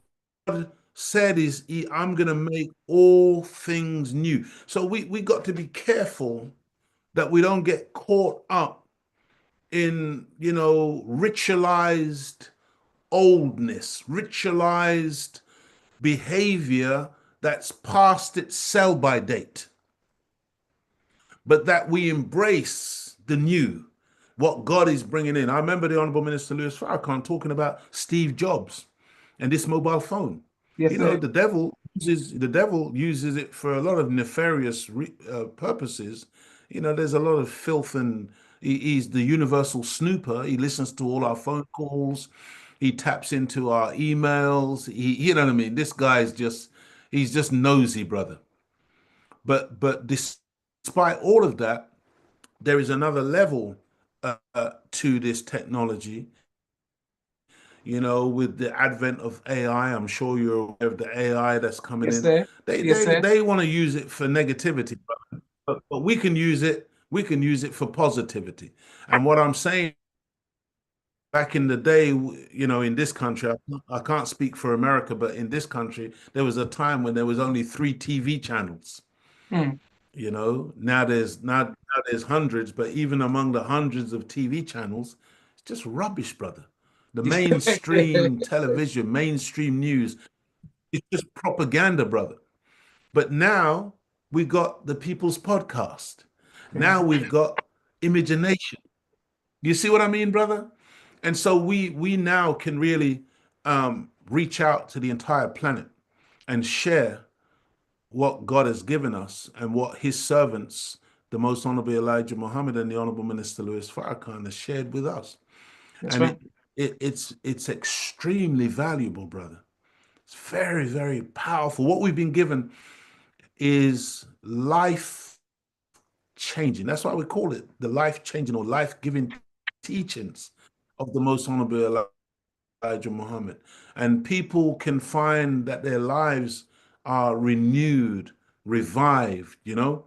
And, that's what Ibrahim is doing on the continent of Africa, brother. He is really shaking up this white man's world because he's rejecting the white man, brother. He's saying, we Mm. don't need you. He's rejected loans from the IMF, rejected loans from the World Bank, rejected. I don't want none of that. I believe it, I don't know if it's true, but they've said that he's already paid off all of Burkina Faso's debt. Mm. You know that Muammar Gaddafi, Libya was debt free, brother. Yes, sir. Debt Yes, sir. free. Look at Trump and these people, brother. They can't balance their budget. Mm. Trump is telling the people all kinds of nonsense. He's going to balance the budget and he's going to make America great again. No, brother, it's not going to happen. Trump may have these desires, and right now Donald Trump is really getting ready to attack Africa, and first and foremost, he's attacking Africa through South Africa, because South Africa had the audacity to take Israel to the International Court of Justice and charge Israel with genocide. Mm. And as a result, since Trump came into office, he has stopped all aid from going to South Africa, Africa as a whole, really. But, brother, that's a wonderful thing. It's not something that we should be crying about. We don't need no aid from Trump or from the West, brother. Brother, that Africa don't need the West. The West needs Africa. Yes, That's the sir. reality. They need us, brother. We don't need them. But they're great card players, brother. They're great players of bluff. And we've got to call their bluff. Yes, sir. Africans Yes, have sir. got to call their bluff. Because you see, brother, this notion of separation, brother, that is so powerful. It is so powerful because just by Ibrahim Traore separating Burkina Faso from the influence of the West, brother, that nation is putting all the other African nations to shame. I mean, nations like Nigeria, brother, Nigeria is a giant in Africa, giant. South Africa is a giant. Kenya is a giant. Ethiopia is a giant. Faso is a small, landlocked country, but brother, Burkina Faso, all eyes is on Burkina Faso now because they are really setting the example, the trend. And let me not always just talk of that one nation. Like I said, Mali and Niger as well, in an alliance, three countries coming together and doing what the rest of Africa, five countries in Africa. and they and become the United States of Africa. You can have 55 states, just like in the United States of Africa, of America. That's what we need, the United States of Africa. And so, you know, I hope I've kind of like given some idea Oh, of the absolutely. history, praise be to Allah, of the history and what's currently happening now. There's a general by the name of Michael Langley who recently was in front of the Senate committee in America, and he said that Ibrahim Traore is taking gold in Burkina Faso and basically using it for him. And so you can see this is a black man, by the way, a black four-star general in the United States military, sitting before this congressional committee, this Senate committee, and saying that Ibrahim Traore is basically robbing or depriving his own people of the gold resources in that country. I mean, brother, a leopard never changes his spots. It's the same playbook. It's the same playbook. And where that playbook leads is that, very soon we're going to have to go and rescue the Burkina Bay people from Ibrahim Traore because he's hurting his own people. You see? They accuse Robert Mugabe of killing his own people. They accuse Assad of killing his own people in Syria. They accuse Saddam Hussein of killing his own people, and on and on and on. This is their playbook. They accuse Muammar Gaddafi of killing his own people. These people are demons, brother. Yes, sir.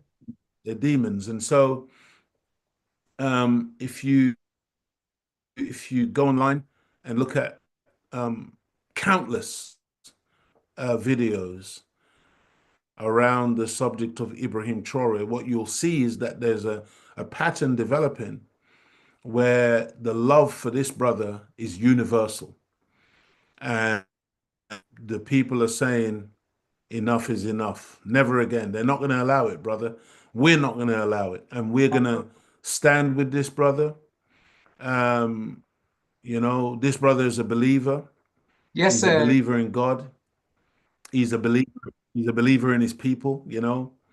And we can see his humanity, even when he's captured. Because, brother, they've thwarted many of these coups that have been attempted, and they've captured some of these perpetrators, some of these traitors who have attempted to do harm to the nation and do harm to brother Ibrahim. But he hasn't killed them, brother. He hasn't Mhm. executed them. But they will be punished with a due process of law in the country, and they will go to prison if they're found guilty for their crimes. This is how the brother is operating. He's doing things in a beautiful way. By the way, um, there are some who are calling, oh, Ibrahim needs to step down and allow a civilian government to charge and to bring in democracy. Ibrahim is very clear, brother. This is not a democracy. This is a Yes, sir. revolution. Revolution, brother. You see? And the Honorable Minister Louis Farrakhan, many years ago, brother, in the 90s, he told us that we need to initiate a cultural revolution. We That's right. need That's a right. cultural revolution. All of our music should be positive and uplifting and teaching about the history, teaching about the present day reality, teaching and giving a vision, an image in the nation, teaching us where we should be going. All of our artists, all of those who paint pictures, and all of those who take to the stage and do stand-up comedy or sing songs or do performing plays or acting films, everything, brother, just like what Chairman Mao did for China, should be a cultural revolution. We need to stop the negativity. We should not be calling each other nigger. We should not be calling the black female a female dog, using that um, you know doing the negative things that so many of us continue to do as a people. We should be uplifting one another. And so, this is what our brother Ibrahim has initiated on the continent. And it's spreading, brother. It's spreading. It's beautiful. Well, He is. He is a model uh, of what Africa needs to do. And that's what we need. We need a revolution. Revolution, it doesn't always involve gunplay, brother. It doesn't mean that we all have to go and pick up guns or machetes and start killing people. All the word revolution really means is what we say in our prayer. Oh Allah, surely I am being turned, or I am turning myself, trying to be upright to him who originated the heavens and the earth. See, brother, most of us have been doing the bidding, doing the will of Satan. And what we've got to do is say, no, I'm not no longer going to do the bidding of Satan, like the Catholics have to do. You remember the Godfather when Michael Corleone was in the church. Michael, do you renounce Satan? Yes, Yes, sir. I Yes, do. sir. We got to renounce Satan, brother, and say, surely I am turning myself or being turned back to the originator of the heavens and the earth. Now I'm going to face God. That's the revolution, brother. And if we just made that turn, man, it's over, man. It's over because God is the power. God is the real power. Almighty God Allah is the real power. And we got so much, brother. We got the mothership. We got those baby planes, brother. These are real weapons. We don't need to go and pick up some little pop guns and start running up and down like rabid dogs in the street trying to fight Caucasians, brother. They're gonna kill it. They're killing each other. Mm, The Honorable Minister Louis Farrakhan warned us many years ago that Europe will become a theater of war. They're going to mm, war, brother. This war in Russia is not about to end. You, um, Zelensky and his backers, they don't want peace with Russia. They really believe that they can weaken Russia to the degree where they can beat Russia, win a war, brother. mm, Brother, they need to you need to study the history of Russia, brother. mm, This is not a people that you beat in war. Russians don't play when it comes to warfare, brother. They lost the most people in the Second World War, mm, going on for maybe 30 million, brother, dwarfing any other losses in that war, brother. You see, but they prevailed. They won because Russians are extremely tough and strong people, and they're really the only Europeans, brother, who refused to get involved in the dehumanization, the splitting up, the carving up, the robbing, the raping, and the enslaving of black Africans, brother. The Russians said, no, we're not doing it. And this is why Russia to this day is a thorn in the side of the West, brother. You see, and if you understand that recently Vladimir Putin has been revealing the nature of the saints, the nature of Mariam, the nature of Jesus, that they're all black. This is coming out of Russia, brother. So um, the Russians understand. Not all Russians, you got some neo-Nazi types as well, but some of the Russians, the leadership at least, they understand who we are, brother, and they right. understand that they need to back us. And during our liberation struggle on the African continent, brother, we were getting our Kalashnikovs from the Russians, brother.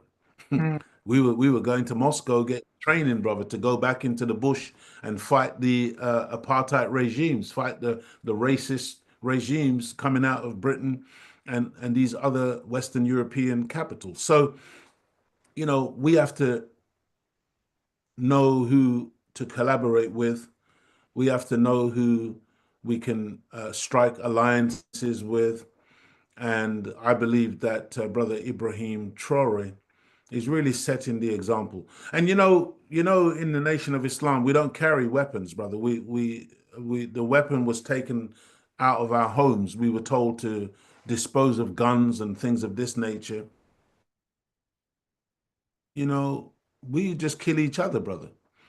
Those guns that we had, we never were going to use them on white people, the enemy who was killing us. But we're very quick to kill each other. So that's why these weapons were really removed from us. But understand, brother, that when we've got territory, that's our own. Allahu When we Akbar. have a sovereign nation like Burkina Faso, brother, we ain't going to be standing there empty-handed. You know, Right. these brothers are soldiers. You understand? And what Ibrahim is doing, brother, all of the African, all of the African militaries at this present time, all of those militaries, brother, have been supplied with the weapons from the West. Mm, mm, The weapons are from the West, and the weapons that they've been supplied with are weapons sufficient to kill their own people, but not weapons that could ever defend against an attack from a Western aggressor. Their weapons are like pop guns. They're like toy pistols when it comes to being able to defend themselves. They have no air defenses. You understand what I'm saying? They've got no real air force that could ever rival anything that France has or England has or America has. You see? But what Ibrahim is doing, brother, he's building a real military with real weapons, with real air defenses, with real attack weapons if necessary, so that in the event that this nation or the Sahel region or the Sahel alliance of Burkina Faso, Mali, and Niger, if they're ever attacked, brother, they have an opportunity to actually defend themselves against these Western powers. They can actually fight back. See, that's mm. the difference. And let me say this last thing, dear brother. I want you to think about this. Imagine at the end of the apartheid regime in South Africa, when that collapsed, when that came to an end, when Mandela became the president, became the first really democratically elected president in that country. Democracy to South Africa, because before that, black people being the majority population, being disallowed to vote, you could never call that a democracy. Mm. So the white man called it a democracy was a damn liar. But brother, just imagine at the advent of the end of apartheid, so called, because it never really ended. Yes, sir. You've even got white people right now in South Africa, brother, trying to claim parts of South Africa to be whites only. This is the arrogance of the white man, brother. After 30, nearly 40 years of them being allowed to stay in that part of the world, they have the audacity to this day under a black government to be demanding to be allowed to set up white enclaves in that region that's for whites only. Anyway, brother, just think about this. They had a government, the ANC, when they came into power under Mandela, they instituted something called the Truth and Reconciliation Commission, where the idea was that all of the perpetrators of really, really terrible crimes, brother, because there were so many murders and massacres that took place of black Africans during the apartheid regime. Massacres like the Sharpeville massacre in 1976, I think it was, when they shot down school children, brother. The police just opened and just used shotguns and just killed and maimed African children like it was a sport, brother. They would drive in these big military vehicles and just take pop shots at Africans on the street. I mean, these demonic people, brother. And they would disappear people and you'd never see them again. And then they'd be found in shallow graves or in lakes or in rivers. And I mean, the atrocities were they were just never ending in terms of the types of brutality that Africans in South Africa faced. And so the idea was said that they would have a Truth and Reconciliation Commission. And what that entailed was that those who had committed, these vicious crimes, they would have an opportunity to come before this commission and they would confess what they'd done.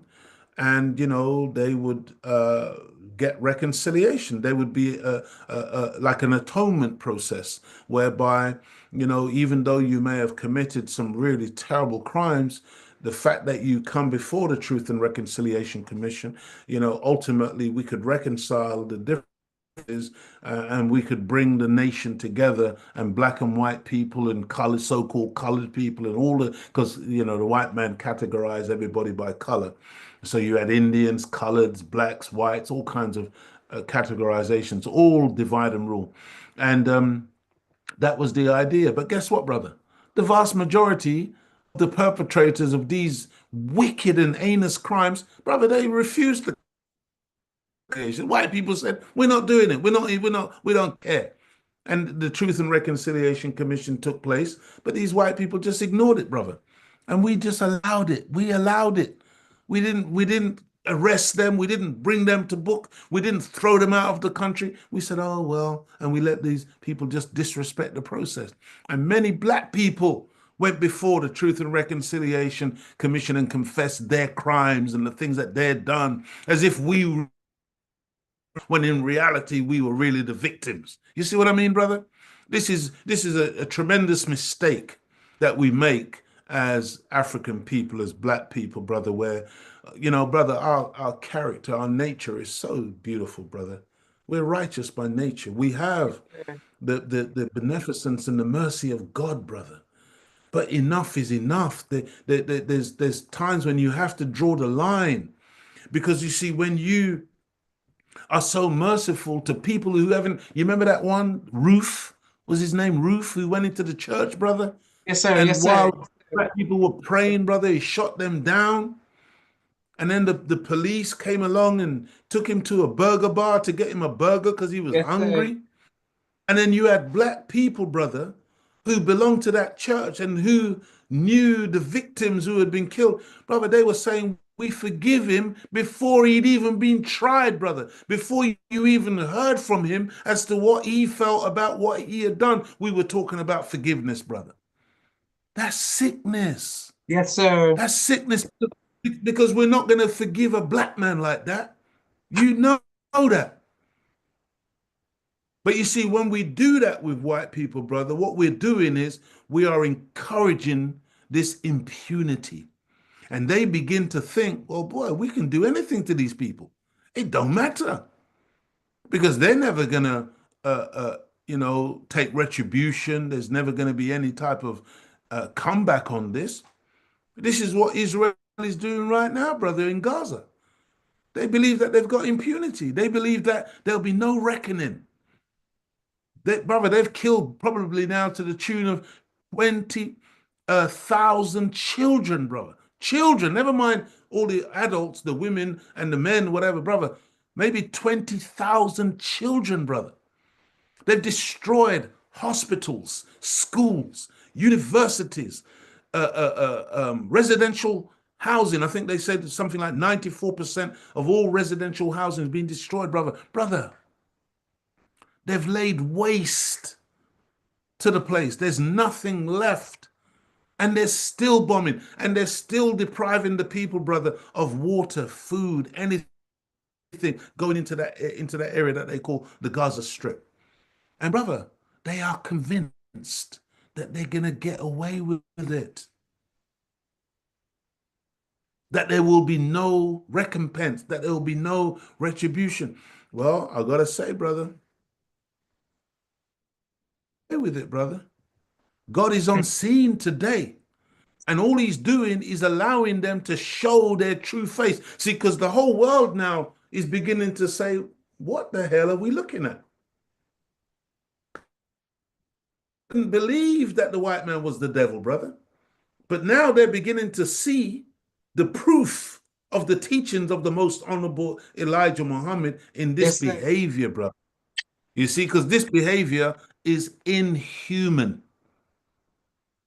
There's no humanity in it, brother. And so, what I'm saying is that part of the reason why Ibrahim Traore is so important is because he's not playing that game, brother. He's not going to play that game with the Caucasian where we're giving him the benefit of the doubt. You know what I mean? And we're gonna. We said, get the hell out of my country. Get mm, out. That's I don't want your money. I don't want your patronage. I don't want your support because the French military was there, brother, so-called fighting terrorism to help Burkina Faso against terrorists, when in reality they were the ones who were facilitating the terrorists to destabilize the country while they take the resources out. This is how they worked, you see, and this black imp, Michael Langley, the so-called four-star general. Brother, a day's coming when these traitors, yes, uh, sir. oh, brother, they're gonna meet a very, very sticky end, brother, because with God, brother. If I don't know if you know that Israel is burning right now all around Jerusalem. There's wildfires taking place, brother, Mm, and oh yeah, brother, because God don't sleep, brother. I mean, real some like those devastating fires that take place in California sometimes, like that, brother. I mean, the place is burning, brother. And we're just wondering when they're going to start calling the fires Hamas. mm, mm, mm. You, you see, but Yeah, Allah, Allah is awake to what's going on, brother, and the people are being allowed, just like Abraham. He was a soft-hearted prophet and he questioned God, would you kill yes, the good sir. people along with the wicked? You know, because he just didn't think that everybody was bad. So God said, okay, go and find me some good ones. That's right. That's what he And said. he went through the litany. No, right. So when he couldn't find any good one, brother, not one, he then knew that this place had to be destroyed. And that's what God is doing right now, brother. He's allowing us to see the boundless wickedness of these people. You see, because it's not just the IDF, the so-called Israeli Defense Force. Really, they're the Israeli attack force, the Israeli murderous force. But it's not just them, brother. It's the facilitators. America is the one giving them 2,000-pound bombs. Britain is the one who's sending the parts for the F-35 jet fighters that they're using to bomb these people, brother, from the air. Flying spy missions over Gaza every single day. They know exactly what's going on. They know exactly what's being done. So the facilitators, brother, are just as guilty. If you go on a burglary with somebody and you stand outside the house as a lookout while they're in the house burgling the house, brother, you're just as guilty. Yes, sir. Yes, sir. You can't say, "Oh, I'm in the house." No, you're part of the gang. You're part of the conspiracy to go and steal. And so, um, this is where we are right now, in the world. The world is a very precarious place, but remember, it's the world, not our world. You see, not the universal order, the world. The world of the white man is finished, brother. And you're gonna see more and more when you see the type of behavior. And by the way, Elon Musk is born in South Africa, and Mm, that's one of the reasons why Trump is currently attacking South Africa, because he's basically doing the bidding of Elon Musk, who was born into that apartheid system and really loves white supremacy. And mm, so, you know, they're taking revenge against South Africa for bringing Israel to the ICJ. Um, but, Israel is being exposed for who and what they are, more and more and more, because they're usurpers. They're not the real children of Israel. yes, I'm sir. talking to one of the members. I'm talking to one of the members of the real children of Israel right now. Yes, sir. His name is Joshua Muhammad. You see, but you've got some people who are perpetrating a fraud, brother. They're masquerading. They're stolen identity. You see, and that's why they all, when they go there, they all change their names from their European, Eastern European names to make themselves sound. Netanyahu is not his name, brother. Mm, He changed it, I can't even remember what the real name is, but it's like a Polish type of name or a German type of name, but it's not Netanyahu. Netanyahu is to make him sound like he comes from that landmass. Mm, You see, the reason why they wear the Orthodox Jews wear all that black clothing with the black hat and they curl their hair because they're trying to look like they got locks like their original people, mm, and the black clothing is to make them look black. Oh, mm. brother, it's all science, man. Fancy dress, brother, but it's not real. It's not real. We are the real children of Israel.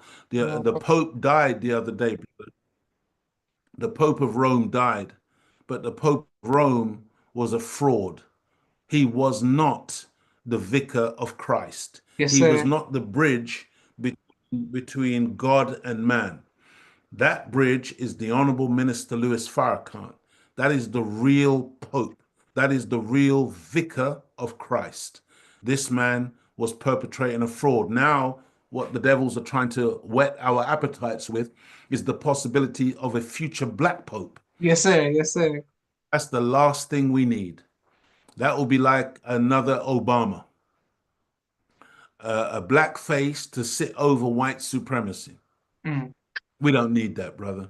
All these people getting all excited, all these black Catholics. Oh, let's get a black pope. As if the black pope is going to come in and do something for black people in Czech. No, brother. It's not going to happen. So, we just have to recognize, brother Joshua, who we are. That's why the number one thing that we're taught is the knowledge of self and the knowledge of God. We just have to get that knowledge, man, and appreciate who we are because we're very, very special. We're very blessed. Almighty God Allah has come for us.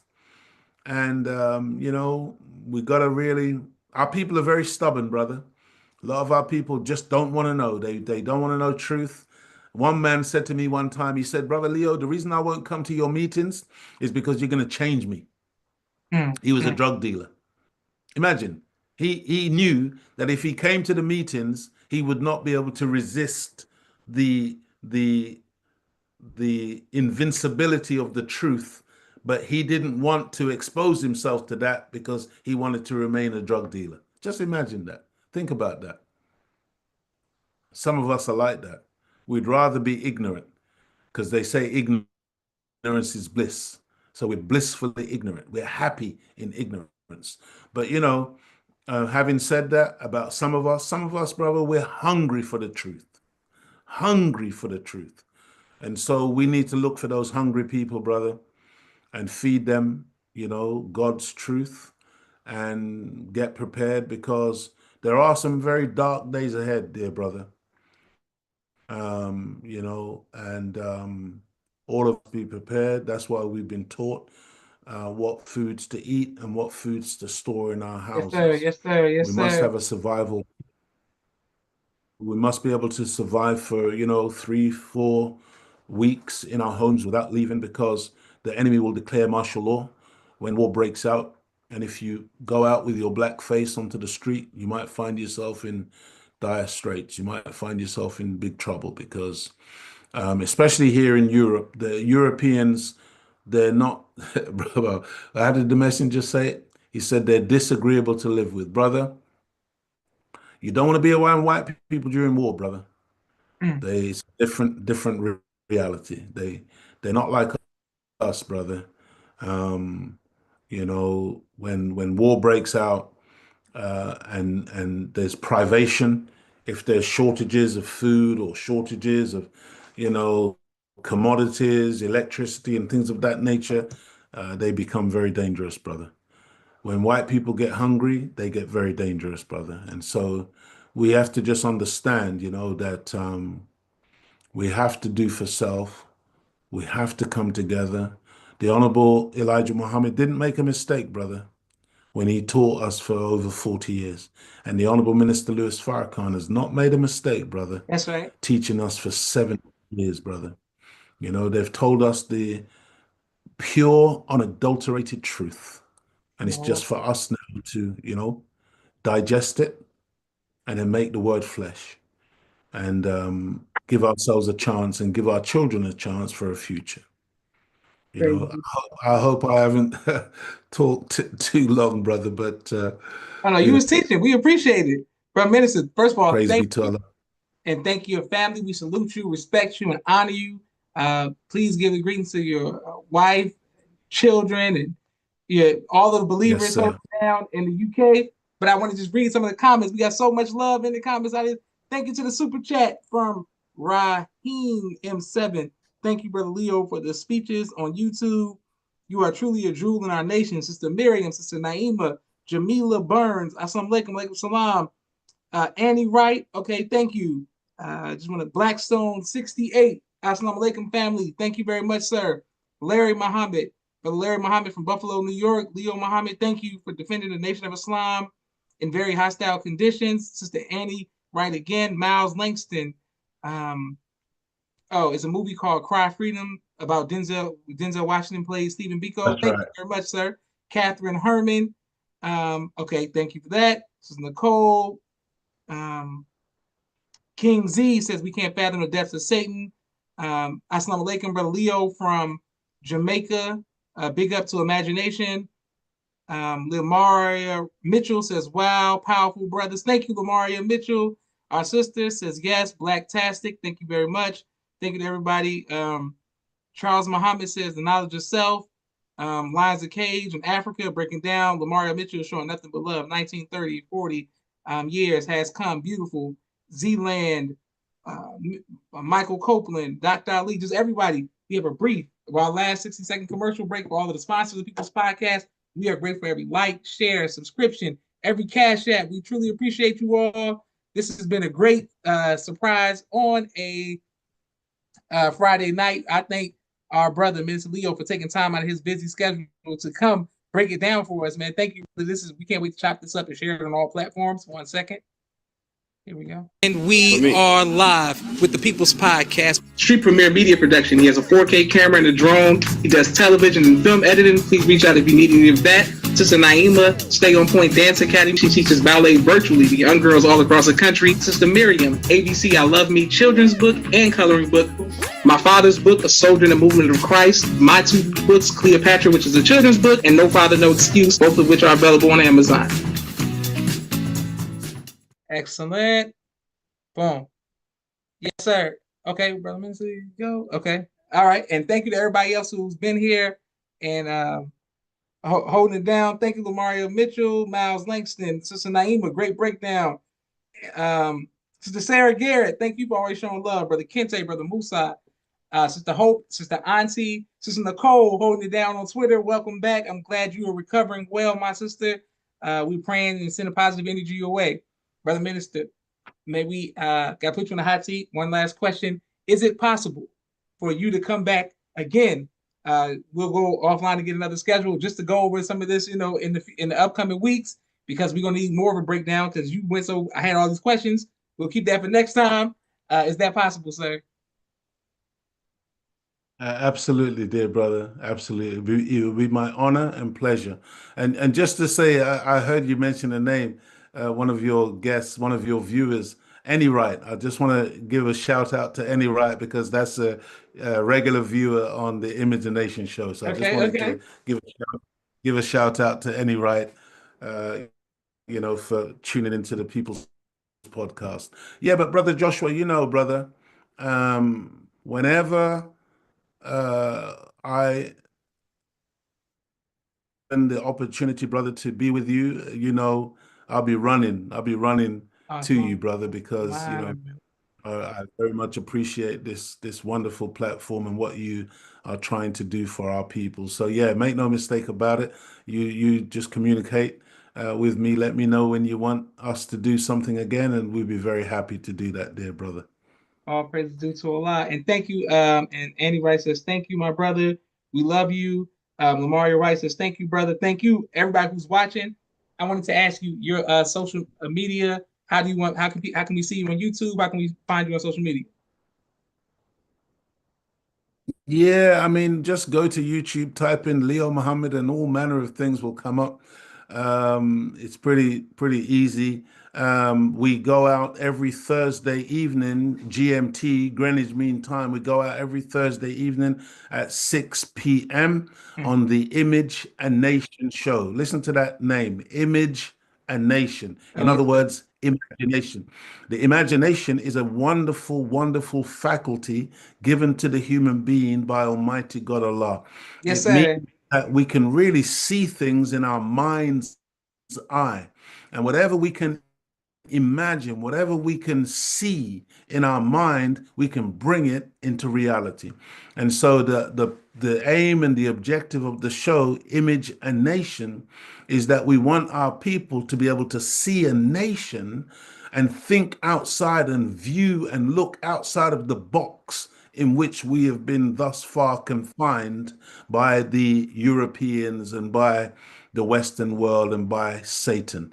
And so the idea, dear family, is that, we can actually begin to see this wonderful nation, a nation without borders, a nation of righteousness, a nation governed by Almighty God Allah, a nation of respect, love, freedom, justice, equality, a nation where people are treated how we want to be treated, a nation where we do unto others as we would have them do unto us. It's a beautiful concept. So yeah, that's how you can find me. I'm very easy to find. Like I said, go on YouTube, type in Brother Leo Muhammad, type in Hyde Park. Those of you who want to have a good laugh, if you want to see me doing some comedy, go and type in Leo Muhammad, or type in The Real McCoy BBC. Type in The Real McCoy BBC, a television show that I was involved in on mainstream BBC television here in the UK for nearly 6 years on terrestrial TV, going into millions. And I was one of the actors and writers on that show, and we used comedy. We called it edutainment. It's Yes, sir. a term that was coined by KRS-One, great conscious rapper. We called it edutainment, and where we would make you laugh whilst at the same time making you think. And so a lot of those sketches were written by your brother Leo Muhammad, and it's a very very funny show. And there's a character, one of my characters, really crazy individual. It's like an alter ego, Mr. Fraser. Look out for Mr. Fraser with Yes, the teeth. sir.